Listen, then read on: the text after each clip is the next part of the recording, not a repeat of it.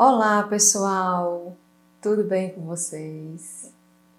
Bom, gostaria de fazer um convite agora mesmo para você pegar aí a sua bebida favorita, né? A minha, no caso aqui a minha água, e vamos comentar um pouco mais acerca de uma conversa que já tinha sido iniciada, né? Se você voltar aí um pouquinho nas gravações, nos vídeos, você vai perceber que iniciamos uma conversa sobre elementos teóricos da abordagem centrada na pessoa, utilizando como fundamento o livro Psicoterapia e Relações Humanas, volume 1, do próprio Rogers, com a colaboração de outros autores, né? Esse livro ele está disponível aí no Google, em PDF, né? Uma obra clássica, antiga, e muitos estudantes já fizeram aí as digitalizações, né? Já a gente encontra em todas as plataformas de livros, né? O Google Acadêmico, a gente encontra também no Scoob, uma plataforma assim. Enfim, eu posso deixar o link aqui abaixo para vocês terem acesso e acompanhar algumas porções que vamos desenvolver hoje, né? Tentando articular como é que esses elementos teóricos eles são diluídos em intervenções psicoterápicas centradas na pessoa.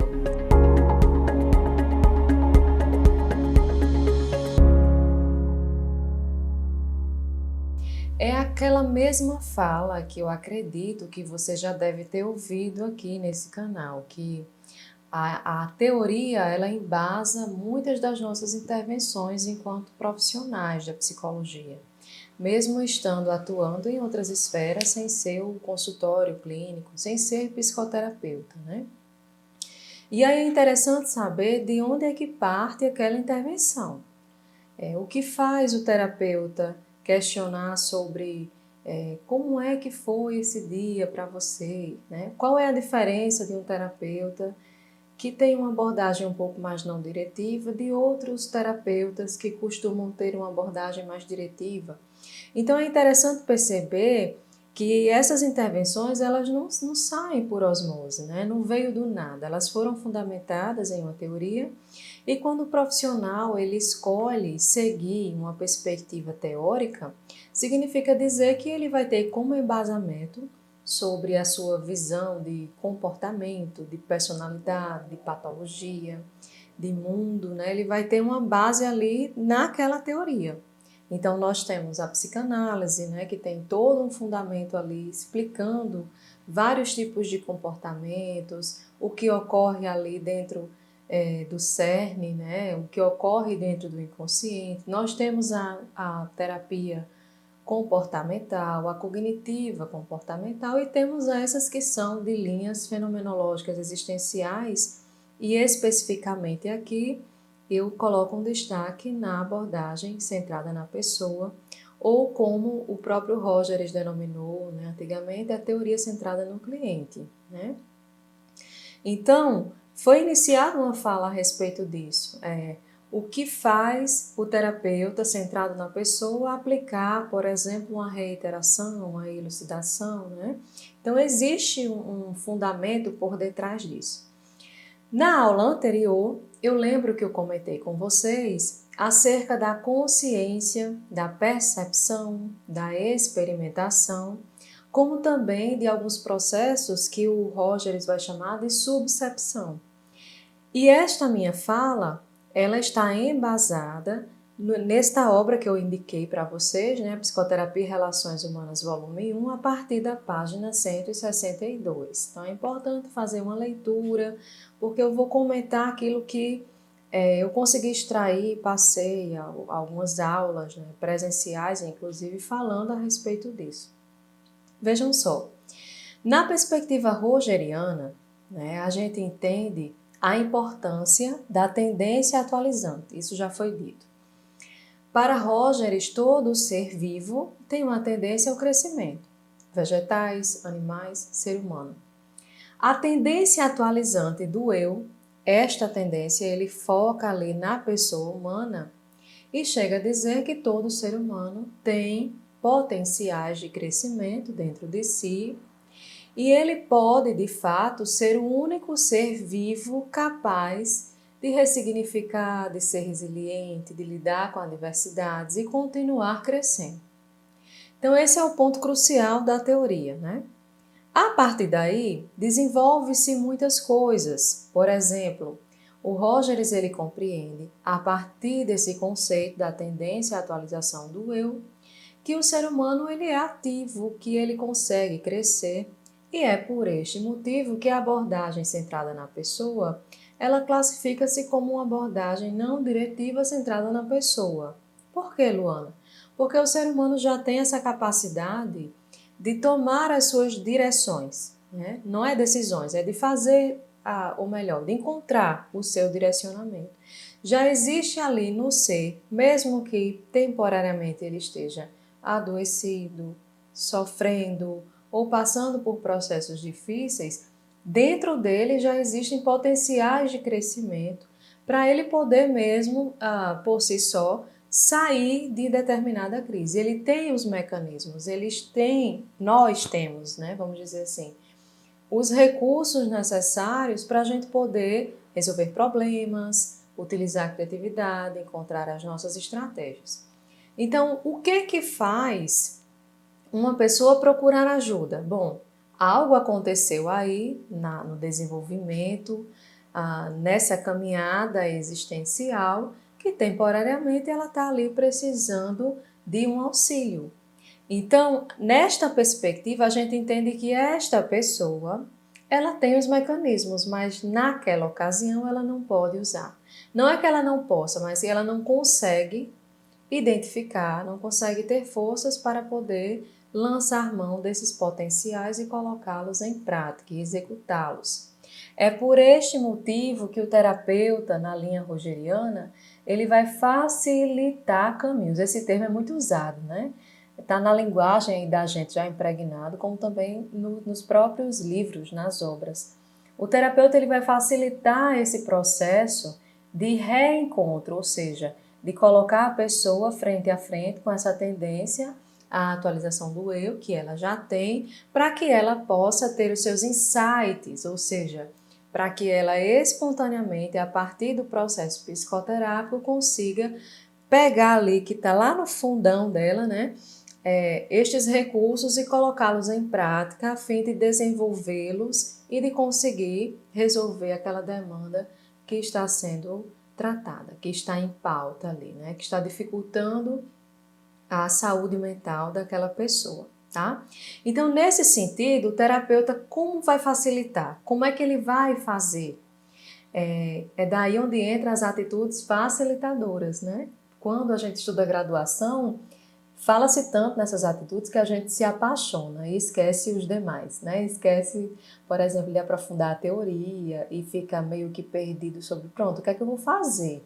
Isso é muito belo, a questão da compreensão empática, da congruência, mas como é que eu vou fazer na hora H, né? Frente a frente lá com o meu cliente, quais são as palavras, as frases, os questionamentos que eu vou utilizar para poder diluir isso aí, para poder mostrar essas atitudes facilitadoras. Então, veja só, Rogers, ele entende essa tendência à atualização e entende que o terapeuta, né, a pessoa que está ali frente a frente com o cliente, ele vai proporcionar um caminho de volta para casa, vamos dizer assim, né, de volta para si mesmo, para essa tendência à atualização.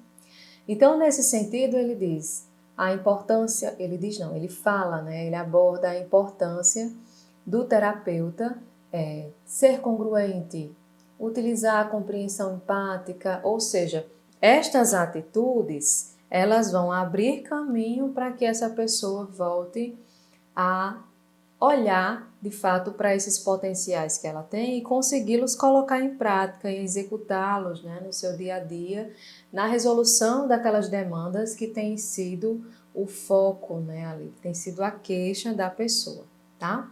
Entendendo isto, estas atitudes, compreensão empática, congruência, aceitação incondicional, é interessante perceber o mundo fenomenológico dessa pessoa. E aí eu faço um parênteses aqui. A linha centrada na pessoa, ela tem como base a fenomenologia e o existencialismo. Mas na frente eu vou convidar vocês a estar presente em uma das aulas, talvez até ao vivo, para a gente comentar essa relação da fenomenologia, existencialismo e essas abordagens, né? A centrada na pessoa, a gestalterapia, que pegam aí essa raiz. O que é que isso pesa? O que é que faz pesar na teoria e também na intervenção? Vejam só. Na linha centrada na pessoa, que tem como fundamento a fenomenologia, há um forte crédito no mundo fenomenológico. Ou seja, como é que aquele cliente construiu a sua percepção sobre o mundo, o seu autoconceito, né, que é o self ideal.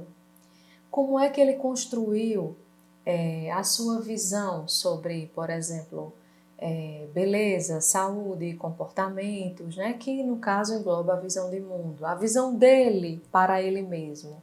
Como é que ele construiu, como é que ele se percebe, quais são as interpretações que ele costuma fazer do dia a dia, se essas interpretações são majoritariamente negativas, positivas, como é que é o comportamento dele em relação às pessoas. Então, tudo isso parte do mundo fenomenológico, né? Que a abordagem centrada na pessoa, vamos dizer assim, pega emprestado da fenomenologia.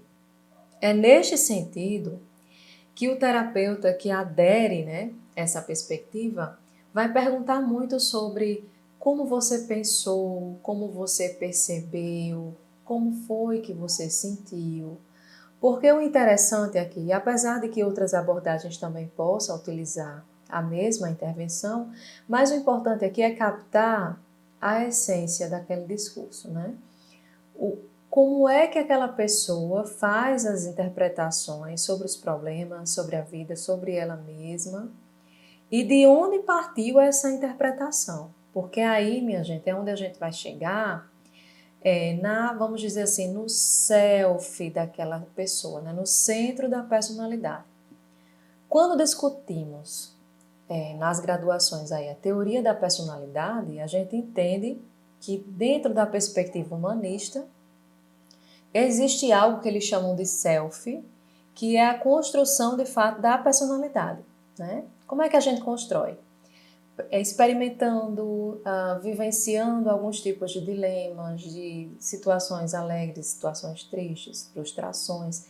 Então nós temos essa tendência de retirar alguns tipos de lições, de questionamentos e de aderirmos e, vamos dizer assim, agregarmos ao nosso autoconceito. É basicamente assim, é como se nós tivéssemos um self real. Neste self, o Rogers ele coloca que nós temos ali a tendência à atualização do eu, essa capacidade de estar crescendo, modificando sempre a nossa personalidade, a nossa visão de mundo e tal. E é ali onde agrega-se essa tendência à atualização, né? A capacidade de crescimento, de criatividade, etc. E nós temos também o self ideal, que é a forma como nós gostaríamos que as pessoas nos vissem. Como é que a gente gostaria de ser visto? E também como é que eu me percebo naquele momento, né? Seria o self ideal. É aí onde a gente guarda os nossos autoconceitos. Eu sou muito devagar, eu sou muito ligeira, eu sou muito habilidosa, eu não presto para nada, né? As crenças que na TCC a gente diria que seria desvalor, desamor e desamparo. Pois bem, estes selfies, os dois aí, o real e o ideal, eles nem sempre estão juntinhos, né? Nem sempre. E aí o que acontece? Nós temos a tendência a interpretarmos conscientemente algumas situações com as experiências que a gente já tem, ou seja, utilizando o nosso self ideal. Neste sentido, pode ser que eu não consiga perceber alguns tipos de vivências porque eu estou ali muito distante do meu self real. Eu estou utilizando muito mais as experiências que estão no cerne, né, do autoconceito, do que as minhas potencialidades, do que aquilo que eu tenho de recurso para o crescimento e também para uma saúde mental, né, para ter uma vivência mais saudável enquanto pessoa. É nesta ocasião que o Rogers vai falar da subcepção, e a gente encontra na página 164. Vejam só. Por muito tempo, né, existia aí, ainda existe um discurso de que a abordagem centrada na pessoa tem uma rixa com a psicanálise, com a questão do inconsciente, e isso tem um fundo de verdade, né? Porque a terceira força da psicologia humanista, ela ressurge aí, ela nasce como reação à corrente da psicanálise, né? Colocando algumas questões em pauta, discordando e tudo mais. Porém, na perspectiva rogeriana, neste parágrafo é possível perceber que em algumas ocasiões da nossa vida, nós não vamos estar 100% conscientes do que está ocorrendo conosco, ok? Não vamos estar. Apesar de termos todas as potencialidades para estar consciente de todos os processos que ocorrem conosco. Nós temos essas potencialidades, mas nem sempre isso ocorre. Então, o Rogers ele vai falar desse conceito da subcepção e ele chega a dizer que os indivíduos eles podem, em alguns momentos, efetuar discriminações em níveis neurológicos inferiores ao nível requerido pela representação do consciente. Estou fazendo a leitura aqui do parágrafo. Ou seja, em algumas ocasiões eu posso experimentar situações, experimentar sensações ou ter alguns tipos de conceitos dos quais eles não são representáveis, não chegam à minha consciência para eu poder mastigar, entender o que está acontecendo e etc.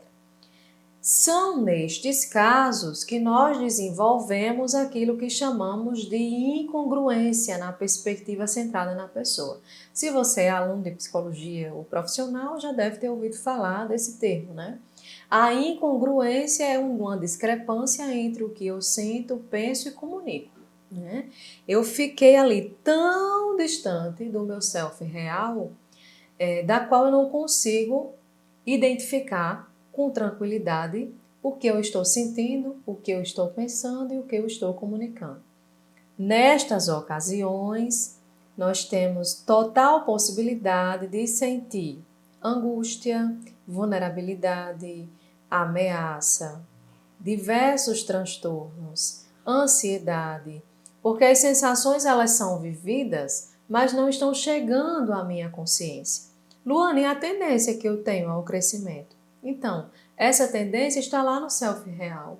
E cadê esse self real? Está a trilhões de quilômetros de distância aqui da minha personalidade e eu não consigo me reconectar com ele, né? Colocar em prática, pegar ali aqueles recursos, entender que são meus e executá-los para poder resolver alguns tipos de demandas que surgem dentro ou fora de mim. Então, nessa perspectiva, a subcepção é algo que vai acontecer com o ser humano, que estará na incongruência e que vai facilitar a procura pela psicoterapia, tá? É isto que vai facilitar. Ah, Luana, estou procurando, não sei o que está acontecendo comigo, eu não sei o porquê dessa situação, que eu agi assim, eu estava na casa de fulano, de repente eu tratei ele mal, eu não sei o porquê que eu tratei ele mal. Ou seja, as situações estão sendo vividas, experimentadas, e elas não estão sendo simbolizadas. Então, eu estou agindo de maneira em que eu vou me sentir angustiada, ameaçada, vulnerável. É daí também onde virão as doenças psicossomáticas, tá? Essa incongruência instaurada de tão grande tamanho, né? Vou até ser redundante, que não deixa, ou melhor, que não favorece a representação na consciência, a representação simbólica do que está acontecendo. Então, está chegando aqui todas as sensações e elas estão todas na subcepção, tá? Não significa que elas vão permanecer lá para sempre, amém. Mas significa que é um motivo pelo qual as pessoas procuram a psicoterapia dentro dessa visão aqui, né? Dentro dessa perspectiva.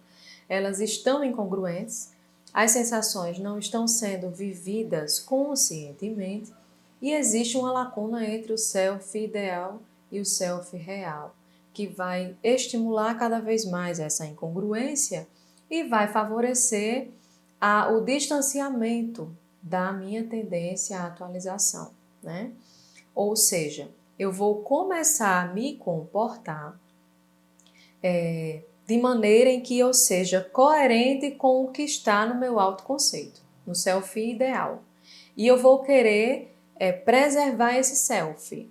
Por exemplo, eu tenho a potencialidade de fazer exposições públicas da minha imagem, da comunicação.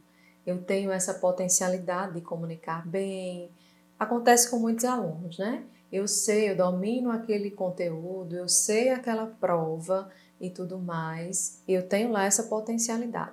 Mas como eu estou bem distante, né, dessa tendência à atualização, então eu vou ter a concepção aqui de que as minhas experiências atuais não foram boas com exposições públicas, então eu vou começar a preservar esse autoconceito de que eu não sei falar em público, eu não domino esse assunto, eu vou me dar mal na prova. Não necessariamente esses pensamentos são verbalizados, mas a gente sente. Então, quando uma situação chega até a gente, como um gatilho, né? Por exemplo, a apresentação de seminários em público, apresentação de trabalhos de conclusão de curso. Então, por mais que eu tenha a potencialidade para poder desenvolver aquela temática, mas eu vou começar a comportar-me de acordo com o conceito que eu criei. Qual foi o conceito que eu criei? Eu não consigo falar bem, a última experiência foi ruim, as pessoas vão rir de mim e tal. Então, tudo isso é sentido, não necessariamente chega conscientemente a nós, né? Mas é sentido. Então, eu vou ter a tendência de preservar isso que eu criei. Esse conceito de que eu não vou apresentar bem, as pessoas vão rir de mim. Então, eu vou começar a preservar isso. E a minha estratégia comportamental para poder lidar com essa questão é fugindo, se esquivando, enfim, arrumando desculpas, que também envolve a questão da esquiva, né? É bem redundante isso. Então, eu vou começar a agir de modo em que eu preserve esse self ideal, que são as experiências que eu comecei a guardar e comecei a acreditar que de fato eu tenho todas elas, tá? Então, na perspectiva centrada na pessoa, eu começo a entender que o dilema do meu cliente começa por aí. Distanciamento do self-ideal, incongruência, né? E situações que não estão sendo bem vividas, bem experimentadas, ou seja, não estão sendo simbolizadas, não estão vindo para a consciência. Então, nesse sentido, um bom terapeuta vai começar, junto com o cliente, a ir por este caminho de como é que eu construí essa visão, né? Qual foi o momento, a situação lembrada que, de certo modo, despertou esse tipo de sensação? Como foi que aquela pessoa se sentiu numa ocasião X ou Y, né? Eu acho interessante quando alguns alunos comentam sobre os seus processos, né, psicoterápicos, aí de certo modo surge até uma brincadeira. E alguns deles dizem assim: eu estou muito acostumado com a seguinte questão: isto faz sentido para você? Que alguns terapeutas colocam, né? Essa pergunta traz à tona o mundo fenomenológico. O que eu quero saber do cliente é como é que ele representou, se aquilo que eu estou elucidando para ele, de certo modo, conecta-se com o mundo fenomenológico, com as experiências que ele teve, com o seu self ideal e por aí vai, tá? Então, todo tipo de intervenção dentro da psicoterapia centrada na pessoa, ela não vem por nada, não é um costume do terapeuta em falar a respeito disso. Ou melhor, de desenvolver a pergunta daquela forma, mas é porque existe uma teoria por detrás. Ainda na obra, né, destrinchando aí essa questão dos desacordos, das incongruências que o ser humano muitas vezes experimenta e que o motiva a procurar o processo psicoterápico, na página 169 dessa mesma obra, os autores eles vão mastigar bastante sobre esses estados de desacordo entre o eu e a experiência, que a gente traduz por incongruência, né? esse estado aí de desacordo. Veja só, quando o indivíduo, aí eu vou ler aqui uma porção para vocês entenderem, é o segundo parágrafo. Quando o indivíduo se encontra no estado de desacordo, ele fica sujeito à tensão e à confusão. Sob certos aspectos, seu comportamento é regido pela tendência atualizante, ou seja, aquela tendência à sobrevivência, ao crescimento. E sob outros aspectos, pela tendência à atualização do eu, que é a necessidade de aprimorar-se, de modificar algum aspecto da personalidade, do pensamento, por aí vai. Como resultado, o comportamento parece incompreensível e a personalidade fica desequilibrada.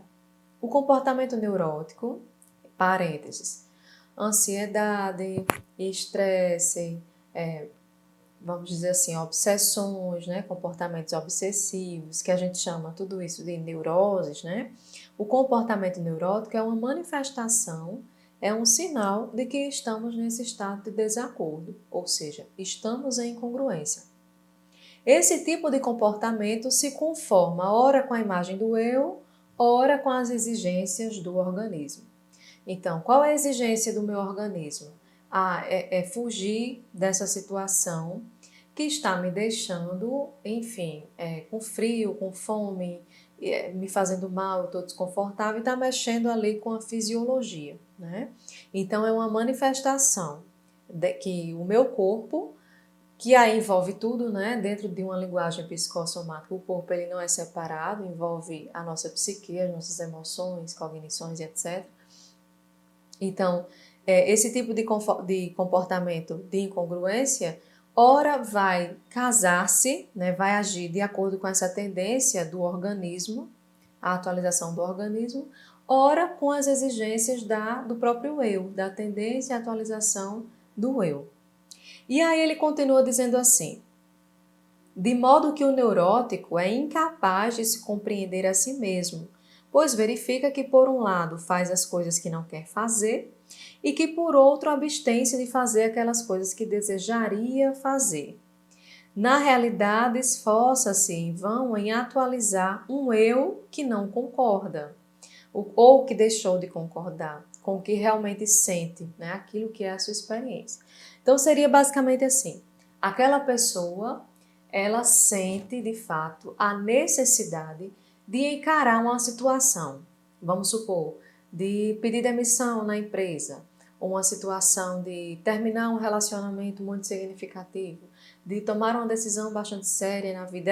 Ela percebe a exigência do seu organismo em fazer esse tipo de conduta, né? Em agir de maneira que vai, de certo modo, expô-la foi triste, né? Que vai colocar a figura dela em evidência, que vai fazer com que mexa com outras questões dentro dela e etc.